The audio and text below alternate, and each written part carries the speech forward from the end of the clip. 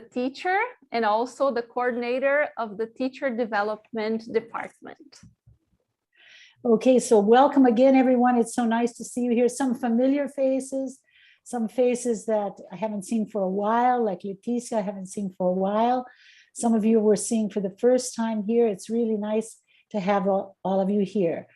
I will apologize for admitting people who come a little bit later, but as they arrive, it'll be nice to be able to make them feel welcome.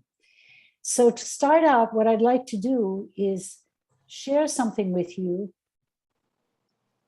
And it's a thought, it's an invitation.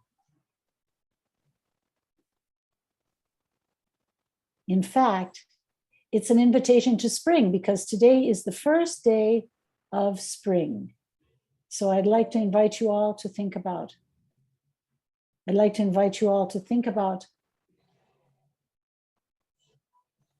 Wait, just somebody else is coming.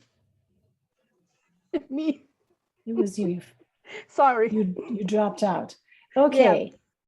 So I can see you, but I can't see the chat. So feel free to leave your cameras on and your mics open to make comments. And unless things get really crowded, we can do this. I'd like to then have an invitation to spring. Today is the first day. It isn't very spring-like, but Cel.Lep is offering a very nice opportunity to start celebrating spring and to celebrate the centenary of Paulo Freire and Edgar Morin. And these two philosophers and educators have been guiding us a lot lately in our thinking and in our teaching and in our good teaching practice.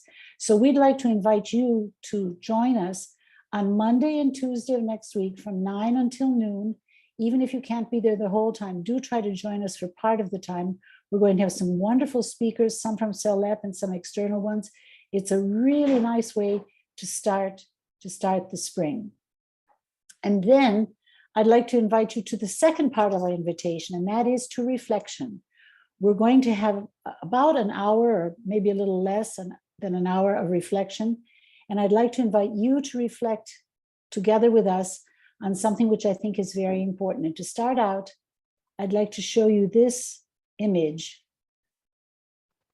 and ask you can open your mics and ask you what comes to mind when you see this image. What do you think of when you see this image?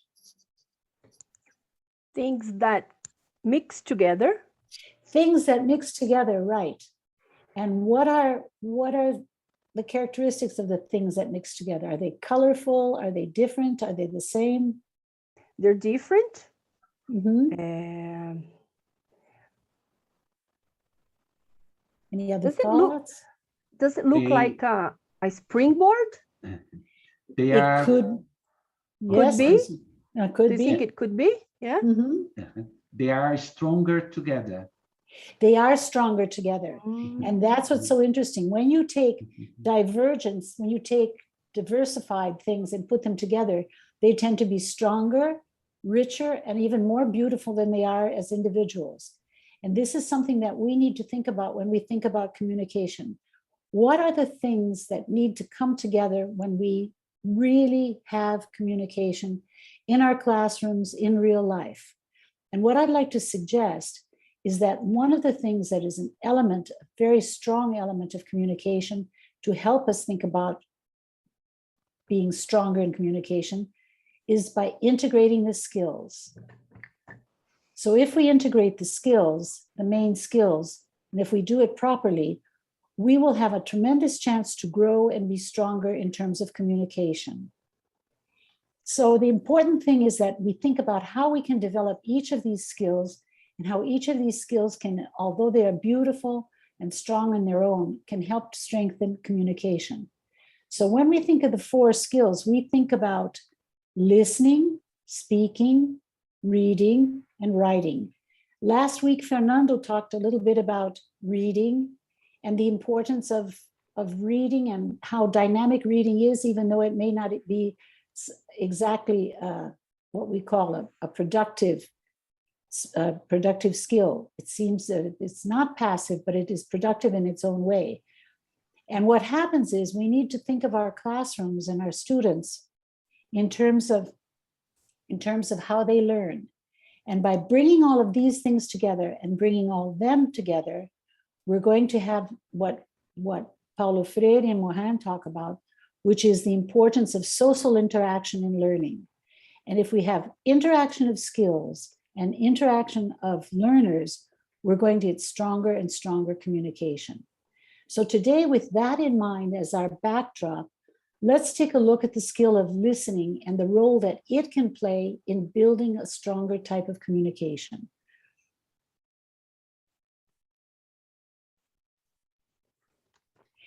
When we do that, we need to think about the practice that we have for setting up listening and video activities, because in fact, audio and video have some very common grounds in terms of being part of the strength of the skill of listening.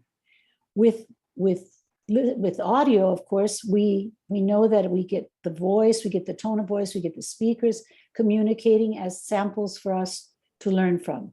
With video, you have the visual input to count on to make the listening activity more interesting, more dynamic, and even more challenging in many ways. So what we're going to do is think a little bit about, first of all, the theory behind listening, why we listen, what kinds of things we do when we listen, and then we're going to apply it basically on a simple classroom that we can use to talk about not only year 5 in a school, but also with teens and adults and ourselves, in fact, when we're listening. So first, let's consider why we listen. In real communication, in our first language, we listen about 45% of the time when we're communicating. So if I want to find out something about a person's profession, for example, and I'm in a social situation, a party, I see somebody who looks like they're wearing a suit or have just come from some kind of business establishment, or maybe I see somebody who comes in with just a shirt on and a pair of nice looking pants. I might try to think something about, well, what is the context? What could this person probably be doing? And then when I talk to them, I might want to find out something about their profession. And I might ask, well, what do you do? And the person with the suit might say, I'm a businessman. The person with just the shirt might say, I'm a doctor. We don't know. But we do some things. We have a variety of strategies that we do, that we use in our first language to predict, to do some things about what we're going to hear and what we're going to listen for in the conversation to keep the conversation going. And I would like to suggest that there are at least 5 strategies we can use, or that we do use, when we're actually speaking to people. The first one has to do with predicting. When we talk to someone, when we start communicating with someone, we look first for some physical keys, some physical cues to see whether or not this person might be friendly, might want to communicate with us. We use a context. If it's a party, maybe we can approach someone and talk to them. But there's always a context, and we can predict from the context the kind of conversation we're going to have and the kind of conversation we're going to hear.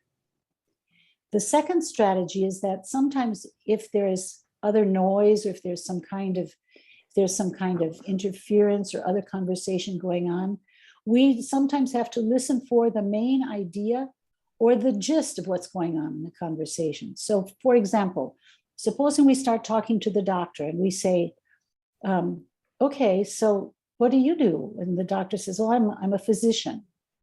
And then we want to continue the conversation. So what particular aspect of medicine do you work with? And maybe he says, oh, I'm a pediatric surgeon and I work in Sorocaba. And I pick words. I get the main idea that he is some kind of a surgeon. I know that he works in Sorocaba, and I listen for the main idea so that I can continue the conversation. So it's very important then that we train our learners to listen for the gist or the main idea as well. It's very important to give them chances to predict from the context. because this is what they do. Even very young learners do this in their own language. And then what I can do is the third strategy I use is to detect discourse signposts, little things that connect this other person's speech in communication. So for example, I'm talking to the pediatric surgeon who works in Sorocaba. But he lives in Sao Paulo. So I asked him something like, well, how did you get to Sorocaba? And he said, well, first I worked here in Sao Paulo, and then I discovered that there were many more opportunities in a public hospital in Sorocaba.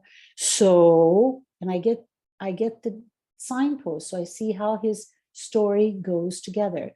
So it's very important then that we train our learners to do the same thing. The implication then is that we're going to train them to listen for certain signposts. Sometimes these are just and or but. For example, a child might say, I want to be a doctor, and I like helping people, so I want to be a doctor or a nurse. Okay, so we get signposts from that kind of a simple conversation. After we've worked with those three strategies when we're communicating, we tend to look for more detail. And those are the content words. And sometimes we say, well, this is when we're listening for details, for specific information. And so when we do this, we're looking for content words so that we can put the story together, so that we can answer, so that we can be involved in the conversation. And this is really important. So I hear pediatric surgeon, I hear Sorocaba, I get the story. And then as I'm going along, I find out things like how long he's been doing this and how often he goes to Sorocaba to perform surgeries. There are lots of things like that that we do in our language one that we need to train our learners for as well. Younger learners can be trained more simply, but teens and older learners still need this kind of training. And finally, it's almost impossible for us as regular speakers and communicators to hear and to understand every single word of the conversation.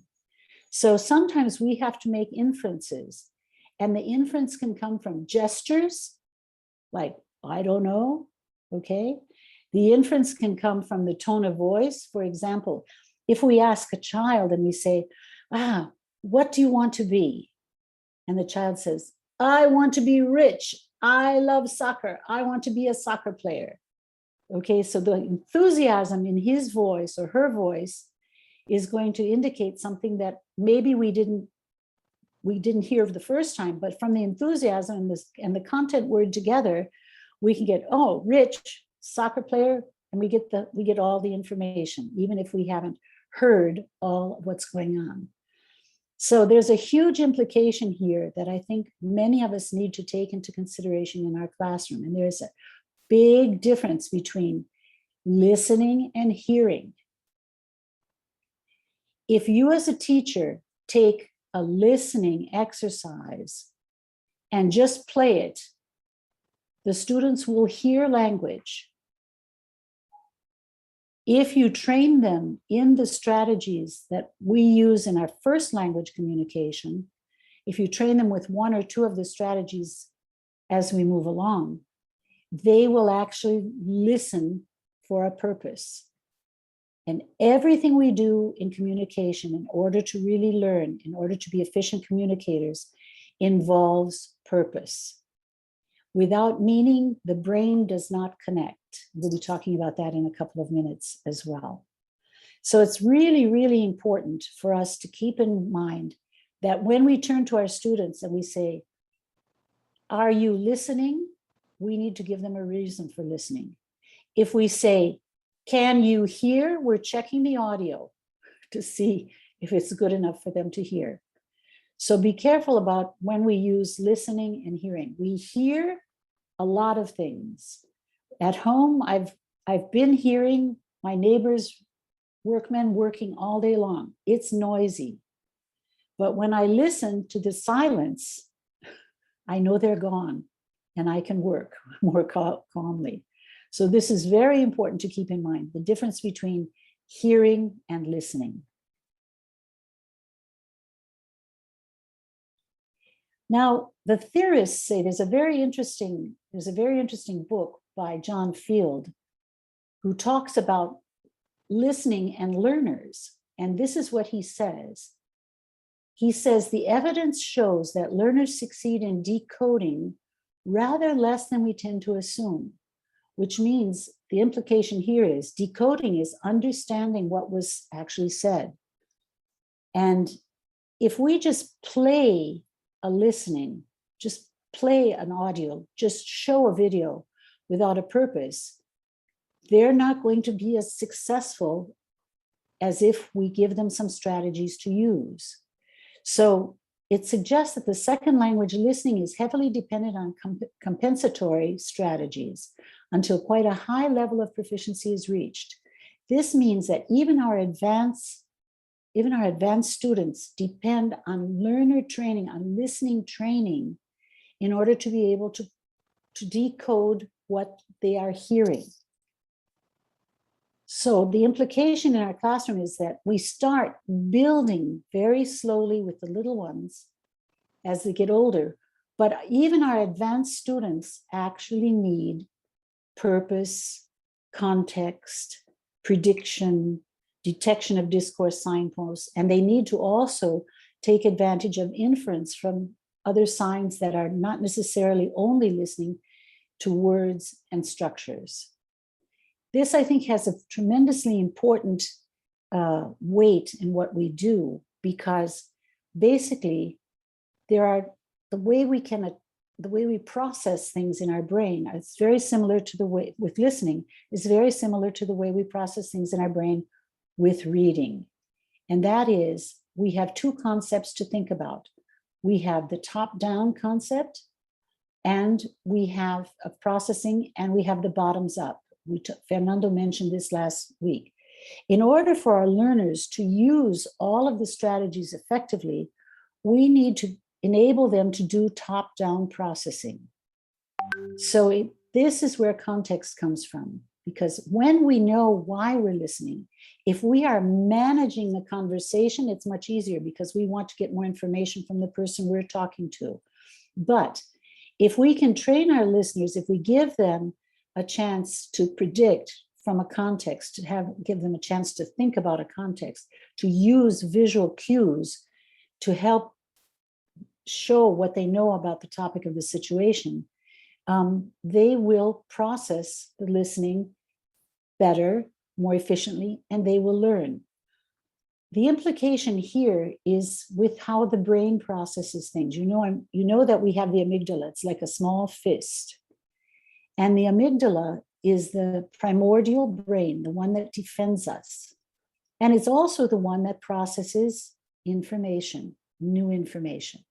So if the students are happy and they're relaxed and they feel confident, this amygdala is not going to have that fight or flight reaction. And that means that the affective filter will go down and new information will come in so that connections can be made. But connections cannot be made unless they're meaningful. So we need to help them and help them participate in the meaningfulness through context. If we look at the opposite one, where we do bottoms-up processing, this is typically the kind of processing where you hear something and you try to make sense out of it. So you have a stream of sounds by trying to understand words, maybe some isolated words that you recognize, or grammatical structures that they are familiar with. But the problem is with younger learners, after a while, they get frustrated. And when they get frustrated, they get distracted. And when they get distracted, they do something else and we lose them. So it's very important to be sure that we need to establish clearly what to listen for. They're going to listen to an audio. They're going to listen to and watch a video, but they're going to listen for a purpose. And that purpose is to build strategic competence in listening.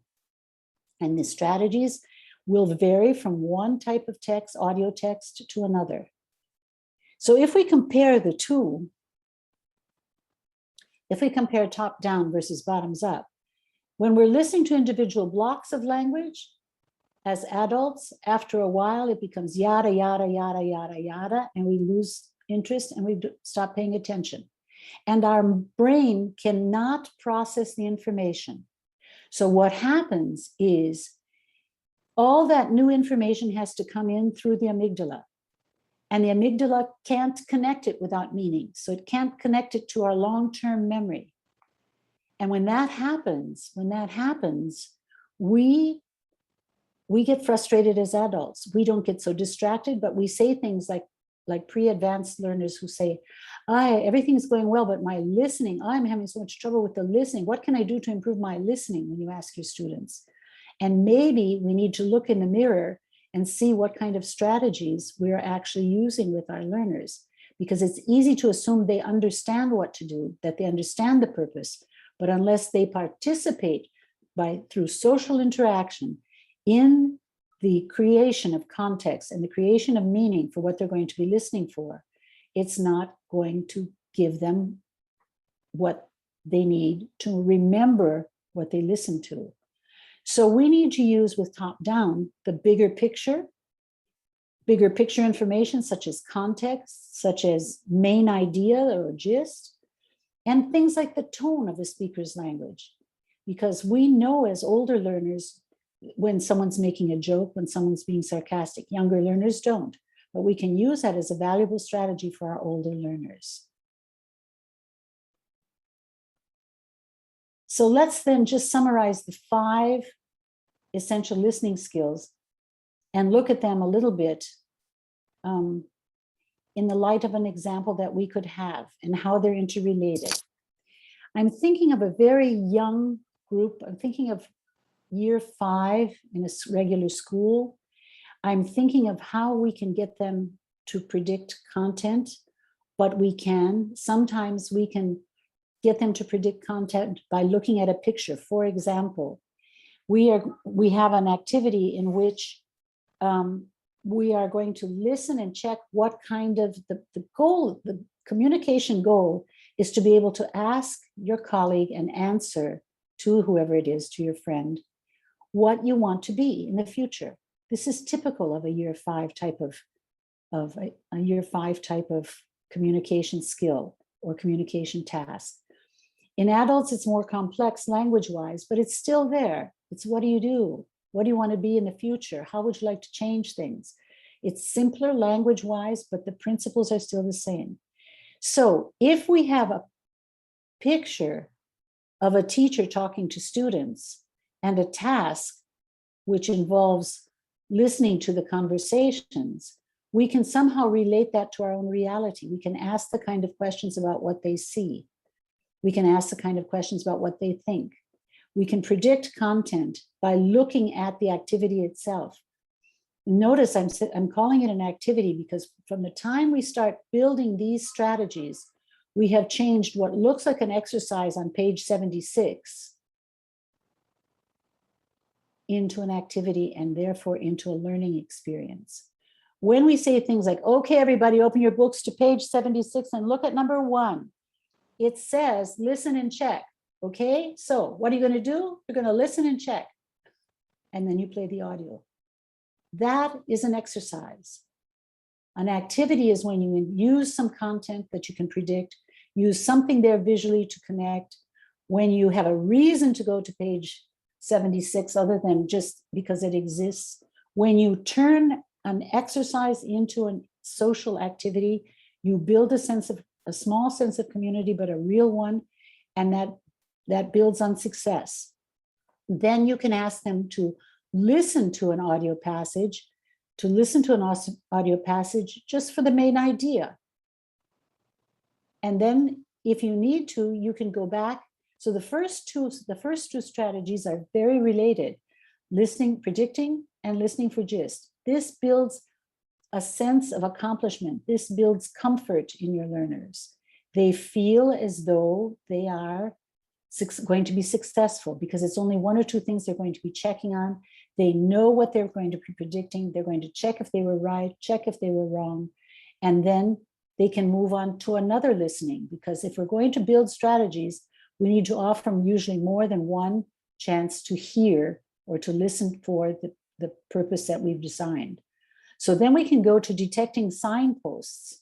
So we can say, okay, let's listen and see, for example, in the case of what do you want to be?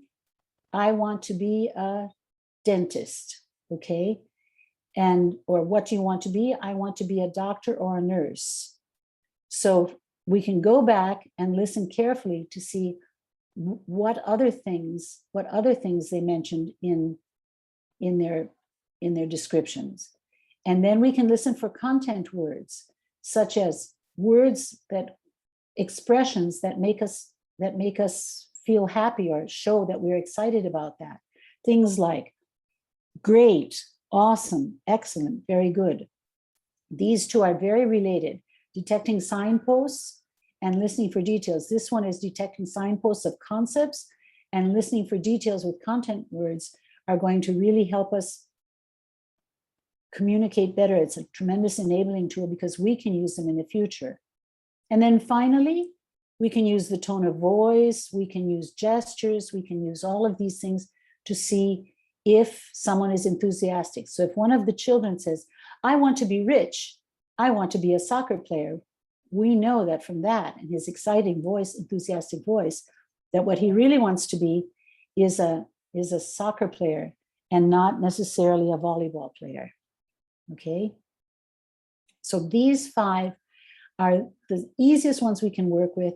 There can be other strategies we can build, but these 5 can be used across the board and can be used to help our learners be successful communicators. Then we need to think of how we're going to organize our activity. How are we going to set it up? We all know that when we have the so-called passive production skills like listening and reading, that we usually have a before, a while, and an after listening. And then beyond that, we have some kind of speaking task that this is all aiming at. So before actually listening, the first strategy we're going to work with is building the context. So we're going to use a picture to elicit what learners already know about the subject, if it's there. If it's not there, we can bring a picture of ourselves or our own visual input. But usually, before we speak, before we listen to something, we look at something to get interested. Our eyes help us with listening too. And we need to explore the details of what students can recognize. This is the part that stimulates the brain to get ready for new connections.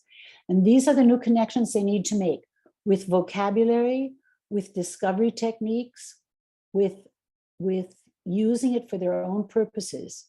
So make sure you have a valid task for your learners. The task, listen and check, is not a very valid task. Listen and check. Why would I ever want to listen to someone talk and check something? Jaime's laughing, but it's true. Why on earth would I want to do that? In fact, if I want to listen because I'm curious, that's a very good reason. If I want to listen because I think I've made some predictions, that's an excellent reason. So be sure that you have a valid task and adapt if necessary. And be sure that students then realize that the task is going to be doable. So if the listening is challenging, make the task easier. This is for our more advanced learners. If the listening task is easy, make the task challenging. Sometimes it has a physical thing with young learners. Having them check can be slapping with a fly swatter. It can be having them do all sorts of fun things, especially now that we're back presentially. But above all, and this week I've been observing lots of classes and I've seen lots of good examples of this, check the task with instruction checking questions. Because most of the time, especially with our young learners, that's when you start playing the audio is when they don't have a pencil, they don't know what page they're on, they don't know what they're supposed to do, they're not really totally aware. And then they say, teacher, no entendí nada, because the task was not clear. So when you check with younger learners with ICQs, it's check like, have you got a pencil? Let me see your pencils. Have you got a notebook? Let me see your notebook. Can you see the task here? Let's see. And you show them the task. Let's see. Have you got this page? Yes. Okay.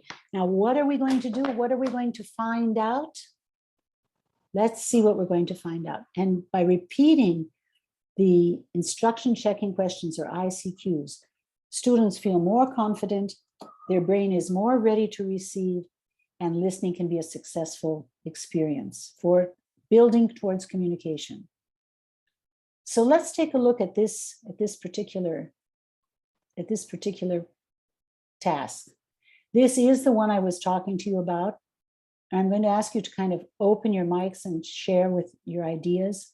You have here, basically, this is listen and check. You have a picture here.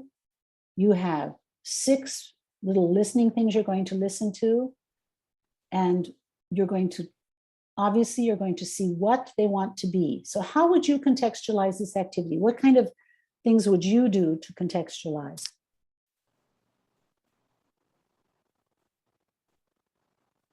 You can just open your mics to chat. Explore the picture. Mm-hmm. Yeah. And what can you see in the picture, Val? Well, I can see 2 students. They're at school. Mm-hmm. And I can see a board. Mm-hmm.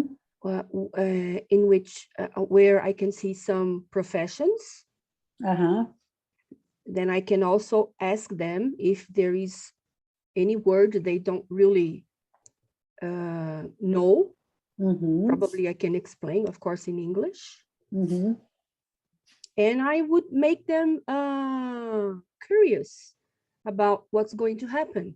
Yeah, and how would you ask them? What kind of question would you ask them to get curious? I say, when you grow up, or when they grow up, okay, what do you think they would like to do? I'm a Exactly. teacher.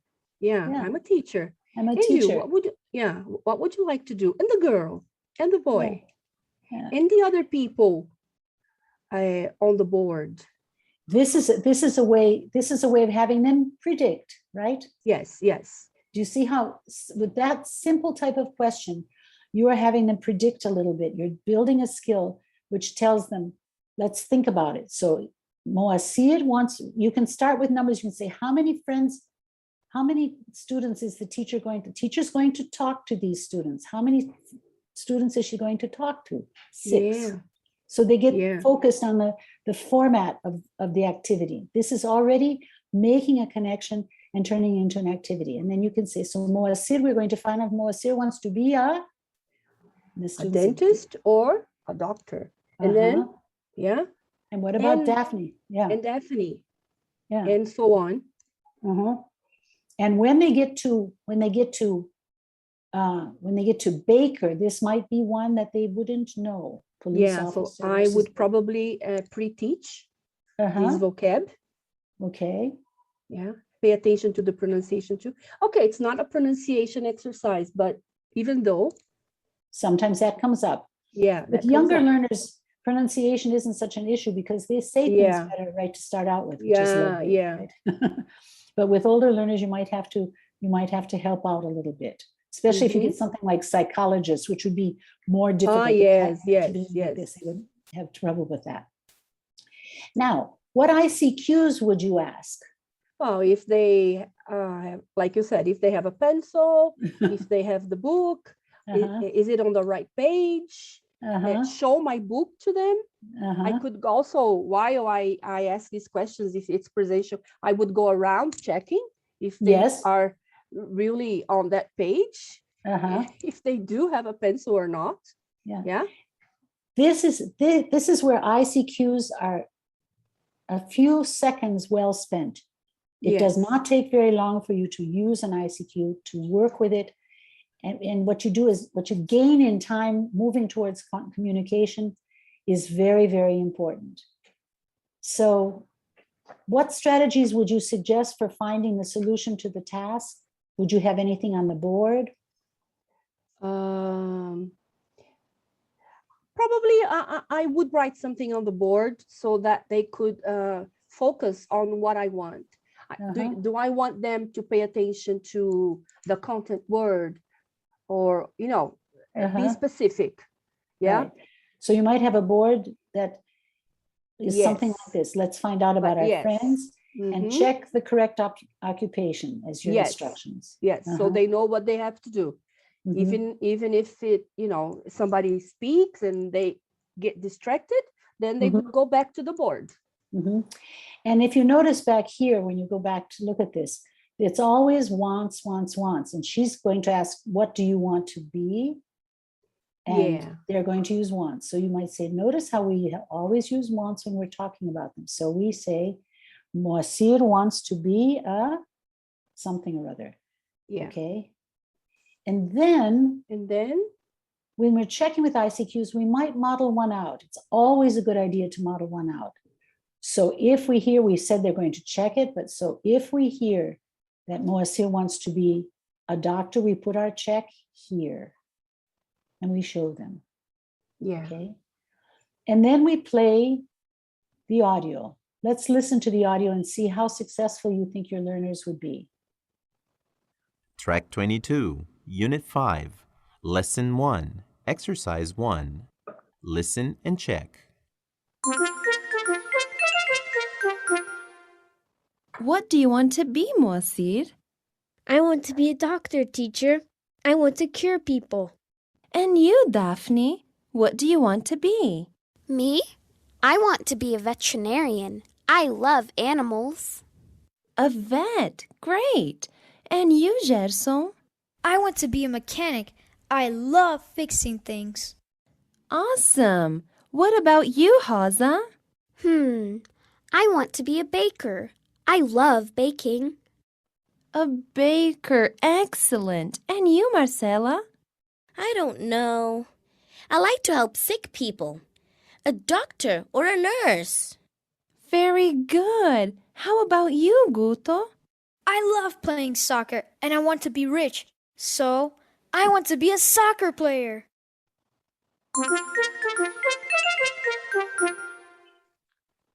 Track 22. Okay, so during the video, you will be sure that your learners are on task. You monitor the performance, and if necessary, pause to check the first item of the task, especially with more challenged learners. I can't pause this here because my computer is not pausing to show you how that would work. But this is going to build the prediction strategy. This is going to build the noticing of details. This is going to build the inference of gesture, from just not so much of gestures, but from tone of voice. So this is going to really, really, really help in terms of building strategies. Then after they've had the initial viewing or the initial listening, the best thing is to allow time for peer checking when necessary or possible. Okay, and to do that, you're probably going to want to have a frame to show them, a language frame to show them. And for example, the language frame Track 22. would be like this. So Moacir wants to be a doctor, not a dentist. What about Daphne? She wants to be a veterinarian, and Gerson, he wants to be a mechanic. Awesome. This way, you give them a little frame for a possible language form and a way to report back after they've checked with peers. Peer checking is important in building strategies as well. This is because with peer checking, we have a chance for them to get to know each other better. And because, as Vygotsky said, our zone of proximal development is enhanced by people who are just a little bit better than we are and can help us with the scaffolding from learning. So then comes a time when we really need to give students feedback on their success so far.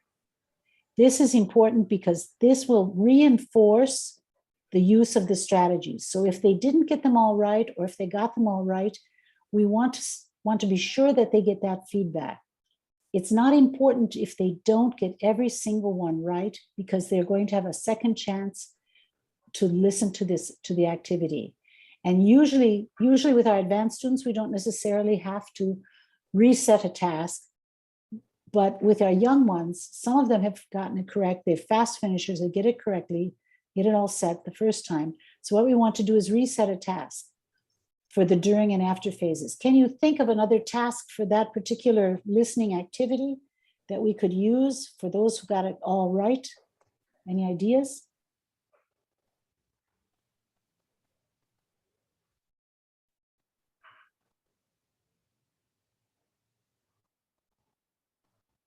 You mean to redo the activity? Right. Oh, they could listen to other things. Yes. Listen for. Okay. And can you think, what other things could they possibly listen for if they're going to have this listening, this frame to check things with, this kind of speaking task afterwards? Can you think of anything? Maybe Okay, they sorry. could focus on the reasons they want to be this or that. Excellent. Why Because they want to be this? some of them mention why they would like to be a Right. doctor or something. Yes, that would be an excellent use. Another possibility could be to ask them to take note of the way the teacher responds, some of the encouraging things, how the teacher responds, to make a list. There are 4 things that the teacher uses to respond. So we've got why, we've got 4 things the teacher uses to respond, and then we play it again. Here we go. Track 22, Unit 5, Lesson 1, Exercise 1. Listen and check. What do you want to be, Moacir? I want to be a doctor, teacher. I want to cure people. And you, Daphne, what do you want to be? Me? I want to be a veterinarian. I love animals. A vet. Great. And you, Gerson? I want to be a mechanic. I love fixing things. Awesome. What about you, Rosa? I want to be a baker. I love baking. A baker. Excellent. And you, Marcela? I don't know. I like to help sick people. A doctor or a nurse. Very good. How about you, Guto? I love playing soccer and I want to be rich. So, I want to be a soccer player.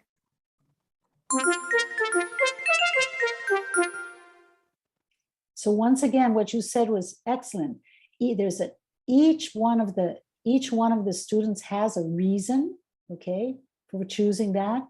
And then we have the four replies that the teacher gave. So there's plenty to listen for. Lots of things to build, building by building the strategy of looking for content, words, and details, and even inferring from the tone of voice. So this then could be redone, the task could be redone. And then we get to the follow-up. This is the most important part of the lesson. In fact, the follow-up is like a speaking task. Yeah. So after that, we have to think in a follow-up based on the purpose of the listening, if we're going to integrate it with writing, speaking, or both. When you look at this, we have a chance to practice and personalize.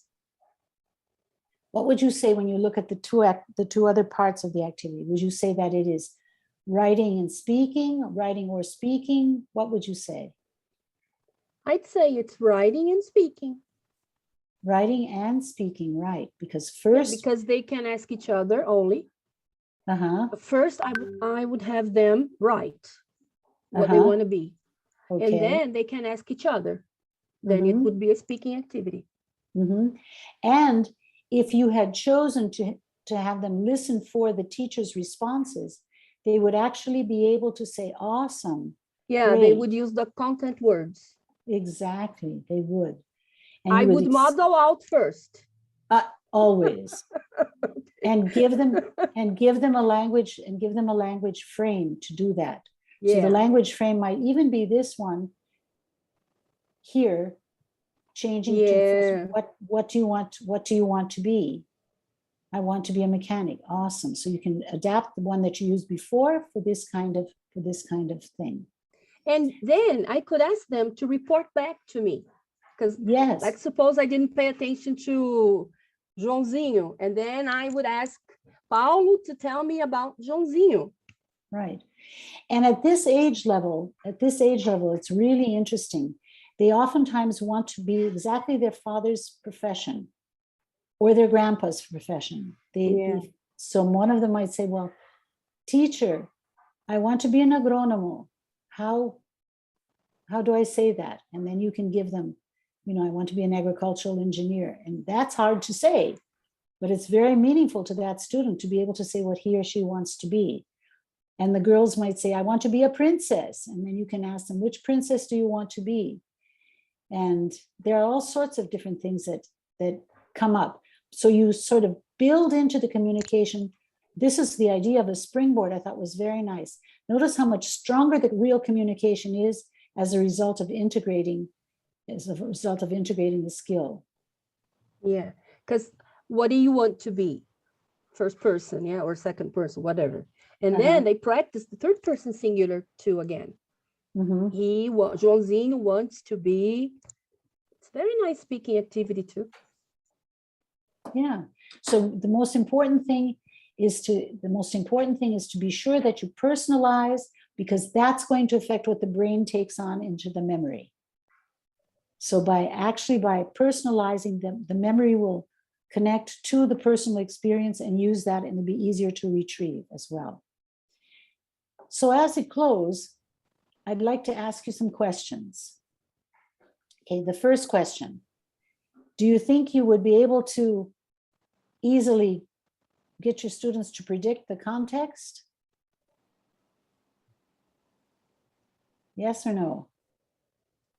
Yes. Okay, do you think you could easily use this strategy of finding the main idea or getting the gist on Monday morning when you go back to class and have a listening activity?